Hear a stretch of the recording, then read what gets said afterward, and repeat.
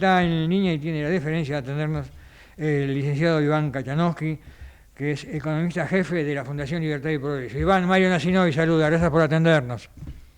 ¿Qué tal? ¿Cómo estás? Bien, bien. Bueno, Iván, te voy a dar tres títulos, vos comenzá por donde querés. Primero, se conoce la inflación, sé que por las charlas que a menudo también tenemos con algo, que ustedes hacen algún seguimiento, que habrá sucedido en noviembre pasado. Después viene una emisión de un bono, este,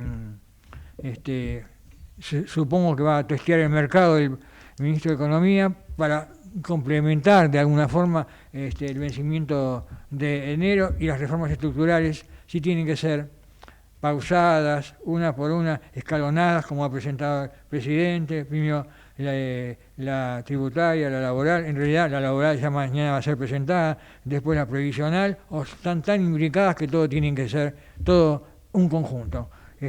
Comenzar por donde quieras. Bueno, para entretenerse. Bueno. Bien, voy por el orden que marcaste.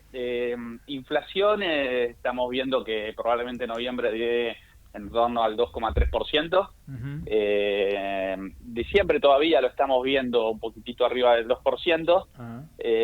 Y después sí, a partir de enero estamos viendo que volvería como este proceso de desinflación con inflaciones mensuales menores al 2%, y ojalá que ya para junio, julio, agosto, por ahí alguna inflación mensual del 1%, es decir, de a poquito ir yendo hacia niveles menores de inflación. Correcto. Obviamente hay que ir viendo qué sucede en el medio, ¿no? Pero vemos como una especie de acomodamiento en ese sentido, y cerraría entonces la inflación de este año en el 30-31%. El bono, tal como mencionaste, me parece que es un testeo al mercado, donde también vos tenés un vencimiento fuerte en enero, más o menos de poquito menos de 4.500 millones de dólares. Uh-huh. Entonces todavía va a ser, se especula mucho a qué tasa, va a ser por una tasa que no es la más barata, ¿no? Argentina está muy cerca de volver a los mercados internacionales, pero esto es una especie de testeo previo, a ver si se está generando cierta confianza o no, ¿no? Los más optimistas hablan de una tasa cerca del 9%, y los más por ahí pesimistas del 10,5% para este bono que van a emitir el miércoles, creo que es. Sí, sí. Y bueno, después el punto principal es lograr, y se vincula un poco con tu tercer punto, las reformas, Uh-huh. las señales necesarias para que siga comprimiendo y bajando el riesgo país, ¿no? Porque hoy están 630 puntos más o menos, y vos necesitas que baje al 400 puntos el riesgo país para poder salir a los mercados a endeudarte, para tomar deuda nueva para pagar deuda vieja. Correcto. Y así dejar de depender de Estados Unidos, del FMI, etcétera, ¿no? Entonces un poquito los temas se relacionan, y en ese sentido las reformas son claves. Y tu pregunta de si tiene que ser todo junto, pausado, dado la agenda que está marcando el presidente, me parece que es más de tratar de sacar rápido por lo menos la laboral para darle esa señal al mercado. Uh-huh. Aparte hay un énfasis fuerte en que las empresas tienen que competir, y bueno, si las empresas van a tener que competir, el gobierno le tiene que parar la cancha, ¿no? Y eso es bajar impuestos y hacer la reforma laboral. Hay que incluir el presupuesto en esto, obviamente, ¿no es cierto? Que también va a ser una buena señal, ¿no? Sí, el presupuesto te diría que es el punto de partida, ¿no? Digamos, ya el 10 de diciembre va a estar el nuevo Congreso, sacar rápido y aprobar rápido el presupuesto. Correcto. Y después ir por la laboral y después por la impositiva.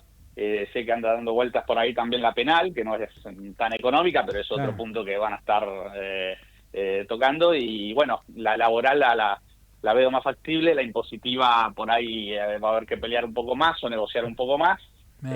Y eso, si sale bien, te da las bases para una reforma previsional más adelante. Porque ahora, claro, la impositiva es porque acá hay una manda constitucional que no ha sido cumplida, que supongo que te referirás a eso, que va a ser mucho más difícil congeniar con todos los gobernadores, con todas las provincias, el tema de cómo hacer el reparto de los coparticipables, ¿no es cierto? Creo que ese va a ser el punto clave, ¿no? Y ahí está difícil porque no sé, hay que ver cómo lo plantean, ¿no? Pero si se busca que cada provincia pueda autogestionar sus gastos, sus ingresos, y bueno, las 24 provincias de alguna manera van a tener que estar de acuerdo en esto, y eso ya es más difícil. y en un contexto donde vos le vas a pedir que bajen los impuestos, y donde vos los primeros 2 años le estuviste pasando muy poco dinero a las provincias, ¿no? Vos como nación, digo, ¿no? Entonces va a ser difícil negociar teniendo en cuenta que hubo poco dinero que fue de nación a provincias y encima le vas a pedir que bajen los impuestos, que yo creo que es el camino para que las empresas empiecen a respirar, pero bueno, va a ser más difícil de consensuar. Pero por eso fue bueno, te diría hasta esperanzador, el resultado de la elección, ¿no? Porque lo que se esperaba era que, bueno, el gobierno haga una elección que le permita llegar al tercio para defenderse, y la verdad es que estamos hablando de por ahí de encarar una reforma estructural, ¿no? Y eso está fuera de esquema. Y eso brinda cierto optimismo hacia adelante de que por ahí se puede avanzar un poco más rápido de lo que se esperaba. Bueno, pese a las presiones tanto políticas como económicas que se generaron en octubre, ¿no? Con el habitual club de evaluador, ¿no? Yo decía, y creo, no sé si lo comenté en su momento a Aldo y también a otros colegas, yo quisiera saber qué va a pasar cuando venzan los contratos de futuros de febrero, marzo, para aquellos que jugaron a lo mejor a mucho más de 1.500, ¿no? Me parece que va a haber algunos que van a tener problemitas, ¿no? Bueno, a ver, si el gobierno va por esta agenda reformista y generando consensos y por esa vía, me parece que el dólar va a estar más estable de lo que muchos piensan. De hecho, cuando Macri salió en su momento del cepo, sí, y ahí por varios meses el tipo de cambio quedó como en un equilibrado por unos meses o estable, a precios de hoy se ubicó en un dólar de 1.350, 1.400, que no es muy lejos del nivel que está hoy, ¿no? Con lo cual hay cierta lógica en el nivel que está ubicado hoy el tipo de cambio y el que fue la salida de Macri en su momento, ¿no? Digamos, aparte en el septiembre de octubre, por lo que fue el resultado de la elección de septiembre, sí, el tipo de cambio se había puesto como en modo alerta, ¿no? Por eso subió tanto. Y ahora me parece que se acomodó. Y si no sube, y si sube, creo que va a ser más producto de o una mala política monetaria mal manejada, o porque por alguna razón las reformas no avanzan y eso empieza a generar dudas. Iván, la respuesta justamente son esas reformas a lo estructural y dejar de lado de una vez por todas la fórmula justamente de la devaluación, porque hasta ahora el anclaje cambiario, la devaluación fue la fórmula que se utilizó en las últimas décadas, que son transferencias de ingresos fenomenales de los sectores de ingresos fijos hacia los variables, que pueden ser las empresas, los que fijan sus propios precios, o el mismo Estado. ¿Cuándo se va a terminar con este círculo vicioso alguna vez? Bueno, el gobierno marca esa agenda, ¿no? Lo que vos decís, que lo estás marcando bien, ¿no? Digamos, si devaluar fuera competitividad, Argentina debería ser una potencia mundial, porque lo que siempre hicimos fue devaluar.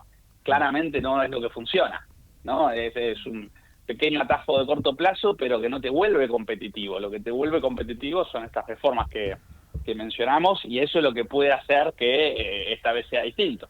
Pero bueno, hay que hacer las reformas, y eso es demanda consenso, ¿no? También, sí, que al gobierno un poco a veces le cuesta esto de la negociación, es más confrontativo que de consenso, pero para hacer las reformas vas a necesitar ciertos consensos, y yo creo que ahí hay un desafío más político que económico.